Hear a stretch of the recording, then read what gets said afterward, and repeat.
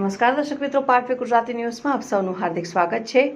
ST વડોદરાના TI Shri એચ.એમ. રાઠોડનો નિવૃત્તિ વિદાય સમારંભ સેન્ટ્રલ ડેપો ખાતે યોજાયો। ગુજરાત એસટીના વડોદરા વિભાગના પાણીગેટ ડેપો ખાતે ટ્રાફિક ઇન્સ્પેક્ટર તરીકે ફરજ બજાવી નિવૃત્ત થતા એચ.એમ. રાઠોડનો નિવૃત્તિ વિદાય સમારંભ સીબીએસ વડોદરા ડેપો ખાતે એસટી કર્મચારી મહામંડળ પ્રમુખ તેમજ વિનિશ્રી અતુલ જે સોલંકી ડેપો મેનેજર વડોદરા શ્રીમતી જાગૃતિબેન રબારીના અધ્યક્ષસ્થાને યોજાયો હતો, જેમાં એચ.એમ. રાઠોડને ડેપો મેનેજર જાગૃતિબેન રબારી દ્વારા શ્રીફળ આપીને તેમજ હાજર સ્ટાફ અને સ્નેહી સંબંધીઓ દ્વારા મોમેન્ટો, શાલ, ગિફ્ટ અને ફુલહારથી સન્માન કરવામાં આવેલ હતું।